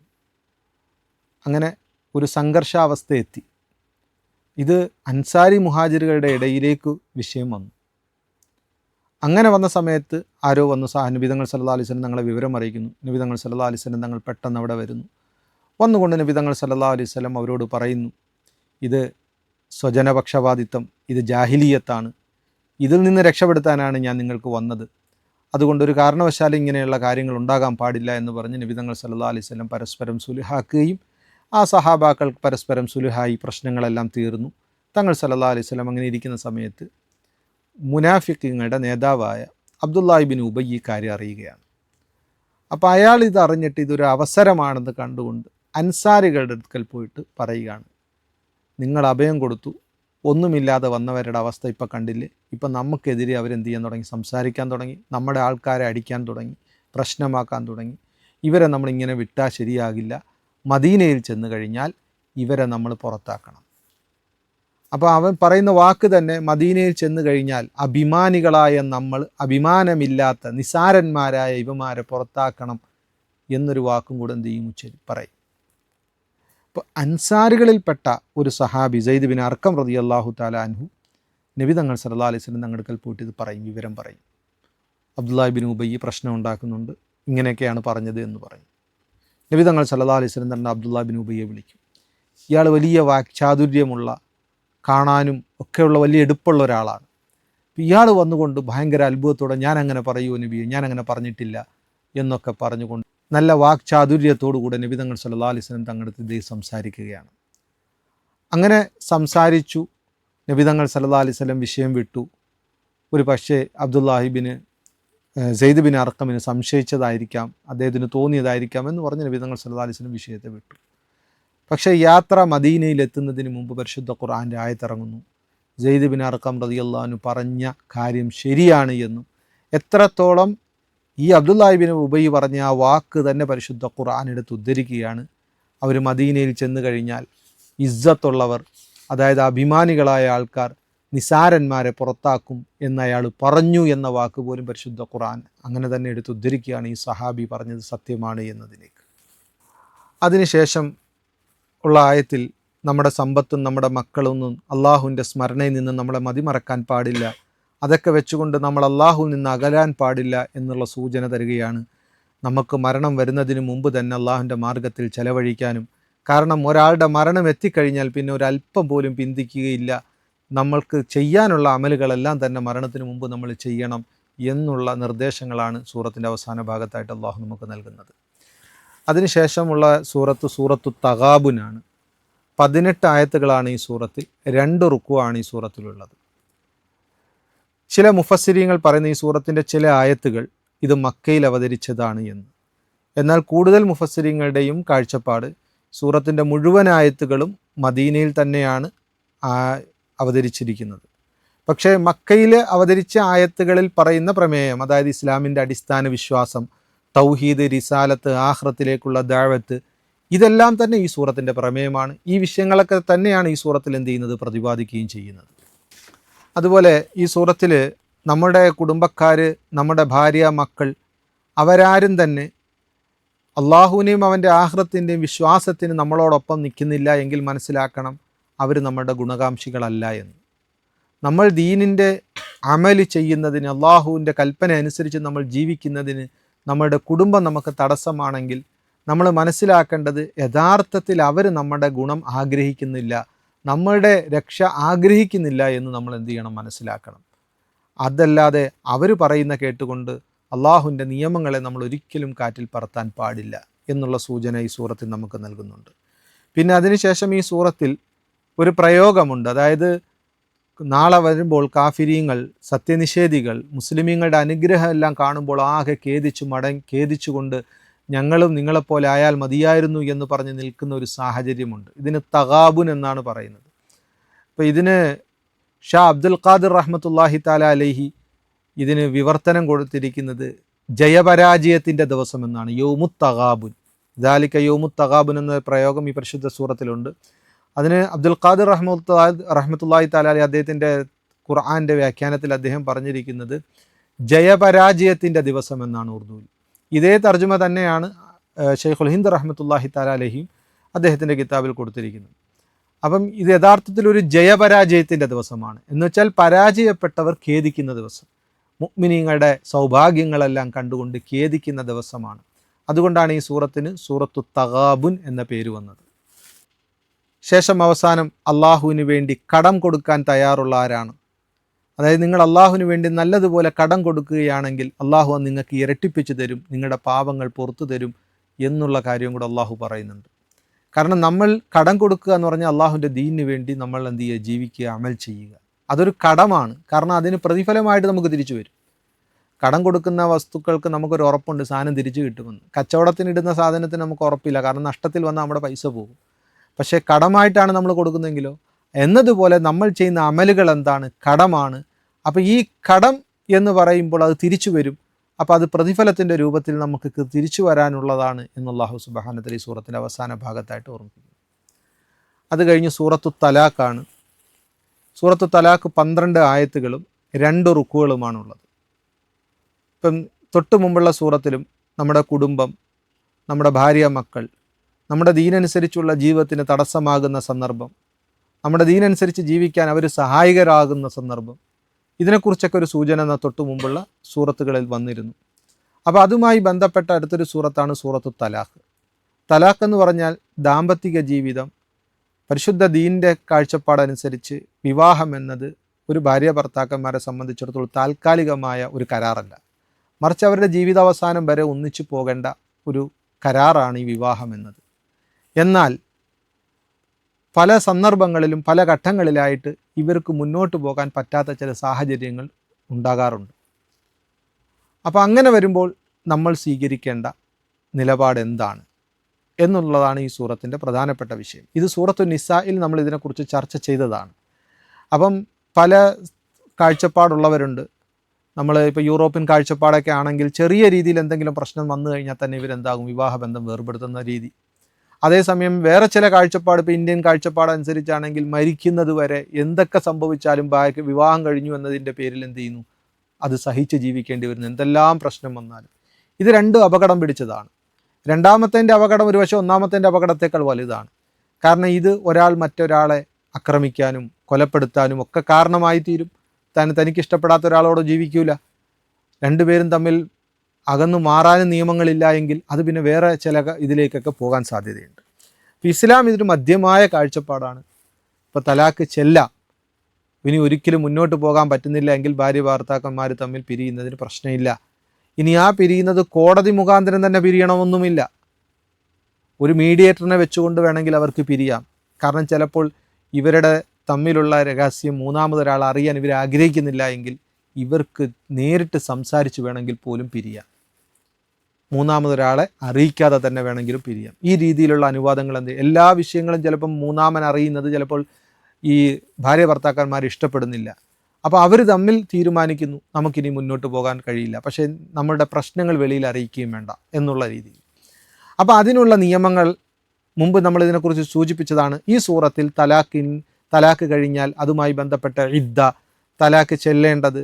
അപ്പോൾ ഒരു സ്ത്രീയെ സംബന്ധിച്ചിടത്തോളം ശുദ്ധിയുള്ള സമയത്ത് മാത്രമേ ഒരു പുരുഷന് ആ സ്ത്രീയെ തലാക്ക് ചെല്ലാൻ പാടുള്ളൂ.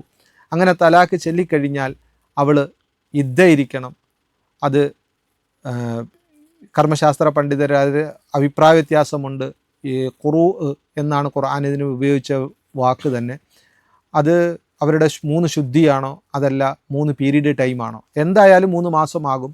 ഇനി അങ്ങനെ പീരീഡൊന്നും വരാത്തൊരു സ്ത്രീ ആണെങ്കിൽ അവർ 3 മാസമാണ് ഇദ്ദ ഇരിക്കേണ്ടത്. ഗർഭിണിയാണ് എങ്കിൽ പ്രസവിക്കുന്നത് വരെയാണ് അവരുടെ ഇദ്ദ. ആ പ്രസവിക്കുന്നത് വരെ അവരുടെ ഇദ്ദ കഴിയുമ്പോൾ അവർക്ക് വേറെ വിവാഹത്തിലേക്ക് കടക്കാം. ഈ ഇദ്ദയുടെ സമയത്ത് അവരുടെ ചെലവ് നോക്കേണ്ടതും ഒക്കെ ആരാണ്? ഈ ഭർത്താവ് തന്നെയാണ്. ഈ വിവാഹവും തലാഖുമായി ബന്ധപ്പെട്ട ഈ കാര്യങ്ങൾ ചർച്ച ചെയ്യുമ്പോഴെല്ലാം അള്ളാഹു സുബ്ഹാനഹു വ തആല കൂടെ എടുത്ത് പറയുന്നുണ്ട്, നിങ്ങൾ അള്ളാഹുവിനെ ഭയപ്പെടണം, നിങ്ങൾ അള്ളാഹുവിനെ ഭയപ്പെടണം. കാരണം എത്ര നിയമസംഹിതകൾ വന്നാൽ പോലും ഒരു മനുഷ്യൻ അള്ളാഹുവിനോടുള്ള ഭയമില്ല എങ്കിൽ തൻ്റെ ഹുക്കൂക്കുകൾ, ഭാര്യയോടുള്ള കടമകളൊന്നും പൂർത്തിയാക്കില്ല. അപ്പോൾ അതുകൊണ്ട് തലാഖ് ചെല്ലുന്ന സമയത്ത് സ്വാഭാവികമായിട്ട് പരസ്പര ദേഷ്യവും വൈരാഗ്യമൊക്കെ ഉണ്ടാകാനുള്ള സാധ്യത കൂടുതലാണ്. ആ സമയത്ത് നിങ്ങൾ അള്ളാഹുവിനെ ഭയപ്പെടാതെ ഒരു കാര്യവും നിങ്ങൾ ചെയ്യാൻ പാടില്ല. അങ്ങനെ ചെയ്തു കഴിഞ്ഞാൽ അത് നിങ്ങളുടെ നാശത്തിന് കാരണമാകും. അതുകൊണ്ട് പല ആവർത്തി ഈ സൂറത്തിൽ നമുക്ക് കാണാൻ കഴിയും, നിങ്ങൾ അള്ളാഹുവിനെ ഭയപ്പെടുക, അള്ളാഹുവിനെ ഭയപ്പെട്ടുകൊണ്ട് കാര്യങ്ങൾ ചെയ്യുക എന്ന്. അതുപോലെ ഭാര്യ ഭർത്താക്കന്മാർ പിരിയുമ്പോഴും ഇനി ഒന്നിച്ചാണെങ്കിൽ പോലും ഭർത്താവിൻ്റെ സാമ്പത്തിക സ്ഥിതി അനുസരിച്ച് അദ്ദേഹം തൻ്റെ ഭാര്യയ്ക്ക് ചെലവ് കൊടുക്കണം. പിരിഞ്ഞാലും ഇദ്ദയുടെ സന്ദർഭത്തിൽ ഭർത്താവിൻ്റെ സാമ്പത്തിക സ്ഥിതി അനുസരിച്ചാണ്, ഭാര്യ ആവശ്യപ്പെടുന്നതല്ല, എന്നാൽ ഭർത്താവിൻ്റെ സാമ്പത്തിക സ്ഥിതി അനുസരിച്ച് എത്രയാണോ അദ്ദേഹത്തിന് കൊടുക്കാൻ പറ്റുന്നത് ആ രീതിയിൽ അവരുടെ ചെലവുകൾ ഭർത്താവ് തന്നെയാണ് വഹിക്കേണ്ടത്. ഇതിൻ്റെ കൂടുതൽ ഡീറ്റെയിലുകൾ സൂറത്തുൻ നിസായിൽ നമ്മൾ കുറേ പറഞ്ഞിരുന്നു. ശേഷം അള്ളാഹു സുബ്ഹാനഹു വ തആല അവൻ്റെ മഹത്വവും അവൻ്റെ ഖുദ്റത്തിനെയും കുറിച്ച് അള്ളാഹു സുബ്ഹാനഹു വ തആല പറയുകയാണ്. ആ ഖുദ്റത്തിനെ കുറിച്ച് പറഞ്ഞതിന് ശേഷം അള്ളാഹു സുബ്ഹാനഹു വ തആല പറയുന്നു, എല്ലാ കാര്യങ്ങളും അറിയുന്നവനാണ് അള്ളാഹു. നമ്മൾ എന്തെല്ലാം രഹസ്യമാക്കി വെച്ചാൽ പോലും അത് മുഴുവനും അള്ളാഹുവിനറിയാം. അതുകൊണ്ട് ഈ ബന്ധത്തിലാണെങ്കിൽ പോലും ഭാര്യ ഭർത്താവ് ബന്ധത്തിൽ എന്താണ് യഥാർത്ഥത്തിൽ നടന്നത് എന്നതും എന്താണ് യഥാർത്ഥം സംഭവം എന്നുള്ള കാര്യങ്ങളെല്ലാം അള്ളാഹുവിന് കൃത്യമായി അറിയാം. നാളെ അള്ളാഹുവിൻ്റെ മുന്നിൽ നമ്മൾ പോയി നിൽക്കേണ്ടതാണെന്ന ബോധം രണ്ട് പേർക്കും ഉണ്ടാകണമെന്നൊരു സൂചനയോടുകൂടെ ഈ സൂറത്ത് അവസാനിക്കുകയാണ്. അടുത്തത് സൂറത്തു തഹരീമാണ്. 12 ആയത്തുകളും 2 റുക്കുകളുമാണ് ഈ സൂറത്തിലുള്ളത്. കുടുംബജീവിതവുമായി ബന്ധപ്പെട്ട വിഷയങ്ങൾ നമ്മൾ സ്വീകരിക്കേണ്ട നിലപാട് എന്താണ്? ഇപ്പോൾ കുടുംബജീവിതത്തിൽ ഉണ്ടാകാവുന്ന ചെറിയ പ്രശ്നങ്ങളെ എങ്ങനെ നമ്മൾ ഹാൻഡിൽ ചെയ്യണം, എങ്ങനെ കൈകാര്യം ചെയ്യണം? കാരണം തലാഖിനകത്ത് ആ വിഷയം നമ്മൾ വന്നു. അപ്പോൾ ഇതിന് നബി തങ്ങൾ സല്ലല്ലാഹു അലൈഹി വസല്ലം തങ്ങളുടെ ജീവിതത്തിൽ തന്നെ ഉണ്ടായ ഒരു സംഭവം. അപ്പോൾ അത് അള്ളാഹു സുബ്ഹാനഹു വ തആല നബി തങ്ങളെ ഉണർത്തുകയാണ്. ഈ തഹരീം എന്ന് പറഞ്ഞു കഴിഞ്ഞാൽ ഹറാമാക്കുക എന്നാണ് അർത്ഥം. അപ്പോൾ അവിടെ നബി തങ്ങൾ സല്ലല്ലാഹു അലൈഹി വസല്ലം തങ്ങളുടെ ഒരു ഭാര്യയുടെ അടുക്കൽ പോയി തേൻ കുടിച്ചിട്ട് മറ്റൊരു ഭാര്യയുടെ അടുക്കൽ വന്നു. അപ്പോൾ അവർ ചെറിയ രീതിയിൽ പ്ലാൻ ചെയ്തിട്ടിരുന്നു, വേറൊരു 2 ഭാര്യമാരൊരു പ്ലാൻ ചെയ്തിട്ട് തീരുമാനിച്ചിരുന്നു, നബി തങ്ങൾ നിൻ്റെ അടുക്കൽ വരുമ്പോഴത്തേക്ക് തങ്ങളുടെ വായിൽ നിന്ന് സ്മെല്ല്, മഗാഫിർ എന്ന് പറയുന്ന ഇതിൻ്റെ സ്മെല്ല് വരുന്നു എന്ന് പറയണം. ഒരു പൂവാണ്, നല്ല സ്മെല്ലില്ലാത്തൊരു പൂവാണ്. അപ്പോൾ അത് തന്നെ നീയും പറയണം എന്ന് പറയും. അങ്ങനെ നബി തങ്ങൾ സല്ലല്ലാഹു അലൈഹി വസല്ലം തങ്ങൾ 2 പേര് പറയുമ്പോൾ നബി തങ്ങൾ വിചാരിക്കും തേൻ കുടിച്ചതിൻ്റെ പേരിൽ സംഭവിച്ചതാണ് എന്ന്. കാരണം തേൻ കുടിക്കുക എന്ന് പറഞ്ഞാൽ ചിലപ്പോൾ ഈ തേനീച്ച ഈ മഗാഫിറിൻ്റെ തേൻ കുടിച്ചിട്ടുണ്ടാകും. അങ്ങനെ തേനീച്ചയുടെ തേന് ഞാൻ കുടിച്ചപ്പോൾ എൻ്റെ വായിലും ആ സ്മെല്ല് വന്നിട്ടുണ്ടാകും. പക്ഷെ തങ്ങളെ സംബന്ധിച്ചിടത്തോളം അത് ഏറ്റവും വലിയൊരു ബുദ്ധിമുട്ടുള്ള കാര്യമാണ്. തങ്ങളുടെ വായിൽ നിന്ന് സ്മെല്ല് വരിക എന്ന് പറയുന്നത് ഭയങ്കരമായിട്ട് നബി തങ്ങൾ സല്ലല്ലാഹു അലൈഹി വസല്ലം തങ്ങളെ ഇറിറ്റേറ്റ് ചെയ്യുന്നൊരു വിഷയമായിരുന്നു.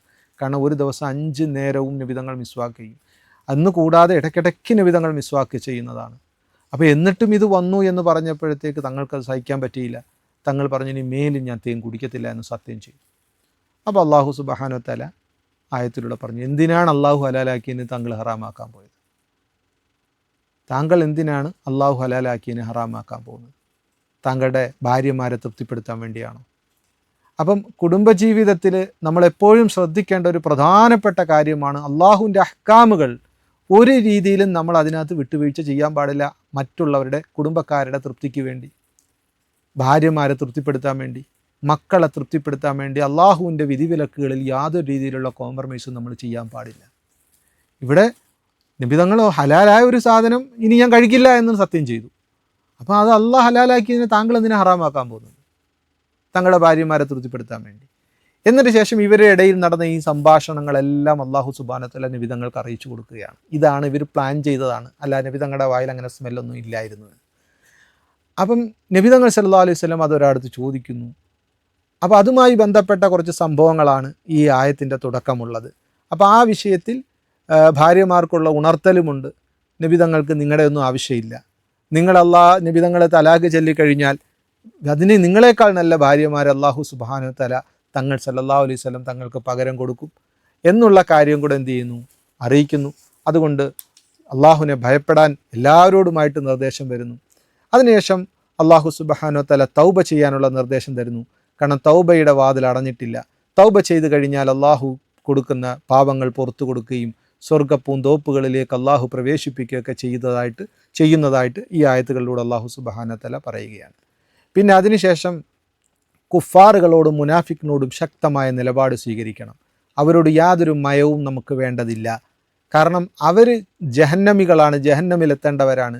അപ്പോൾ അങ്ങനെയുള്ളവരോട് നമ്മൾ ഒരു രീതിയിലുള്ള മയവും കാണിക്കേണ്ടതില്ല എന്ന് പറഞ്ഞതിന് ശേഷം അള്ളാഹു നല്ലൊരു ഉദാഹരണം, അള്ളാഹുവിൻ്റെ ഹിദായത്ത് അത് അവൻ ഇഷ്ടപ്പെടുന്നവർക്കും അവൻ ആഗ്രഹിക്കുന്നവർക്കും കൊടുക്കുന്നതാണ്. നമ്മൾ എത്ര നമ്മുടെ ആഗ്രഹവും നമ്മുടെ താല്പര്യത്തിനും അതിന് യാതൊരു സ്ഥാനവുമില്ല. എത്രത്തോളം പ്രവാചകന്മാരുടെ ഭാര്യമാർക്ക് അള്ളാഹു സുബ്ഹാനഹു വ തആല ഈമാൻ നൽകിയില്ല. നൂഹ് നബിയുടെയും അതുപോലെ തന്നെ ലൂത്ത് നബിയുടെയും ഭാര്യയെ ഇവിടെ എന്തിയിരിക്കുന്നു ഒരു ഉദാഹരണമായിട്ട് അള്ളാഹു ഉദാഹരിച്ചു. അവർക്ക് ഹിദായത്ത് കിട്ടിയില്ല, അവർ നരകവാസികളായി. അതേസമയം ഫിർഔൻ്റെ ഭാര്യ, അവർക്ക് ഹിദായത്ത് കിട്ടി, അവർ സ്വർഗവാസിയായി. കാരണം അവർ അള്ളാഹുവിനോട് പ്രാർത്ഥിച്ചത് ഫിർഔനിൽ നിന്നും അവൻ്റെ ഈ ചെയ്തികളിൽ നിന്ന് എന്നെ നീ കാക്കണമേ എന്നാണ്, എന്നെ ഈ അക്രമികളിൽ നിന്ന് കാക്കണമേ എന്നാണ് അവർ ദുആ ചെയ്തത്. അതുകൊണ്ട് അവർ സ്വർഗവാസികളപ്പെട്ടു. അപ്പം ഫിർഔൻ താൻ റബ്ബാണെന്ന് പറഞ്ഞ ഫിർഔൻ്റെ ഭാര്യയ്ക്ക് അള്ളാഹു ഹിദായത്ത് കൊടുത്തു. എന്നാൽ നബിമാരുടെ ഭാര്യമാർക്ക് അള്ളാഹു സുബ്ഹാനഹു വ തആല ഹിദായത്ത് കൊടുത്തില്ല. അപ്പോൾ ഹിദായത്ത് അള്ളാഹുവിൻ്റെ കയ്യിലാണ് എന്ന് പറയുന്നു. അതിനുശേഷം മറിയം അലൈഹിസ്സലാത്തു വസ്സലാമിനെ കുറിച്ചും വിവരിക്കുന്നുണ്ട്. ഇമ്രാൻ്റെ മകളായ മറിയം, അവർ പതിവ്രതയായിരുന്നു. അവർക്ക് അള്ളാഹു സുബ്ഹാനഹു വ തആല ദിവ്യ ഗർഭം നൽകുകയും അങ്ങനെ അള്ളാഹു സുബ്ഹാനഹു വ തആല വാഗ്ദാനങ്ങളെല്ലാം തന്നെ അവർ പൂർത്തിയാക്കുക, അള്ളാഹു അവരോട് കൊടുത്ത കൽപ്പനകളെല്ലാം അവർ പൂർത്തിയാക്കുകയൊക്കെ ചെയ്തു എന്നുള്ള കാര്യവും ഈ സൂറത്തിൻ്റെ അവസാന ഭാഗത്തായിട്ട് അള്ളാഹു സുബ്ഹാനഹു വ തആല പരാമർശിക്കുന്നു.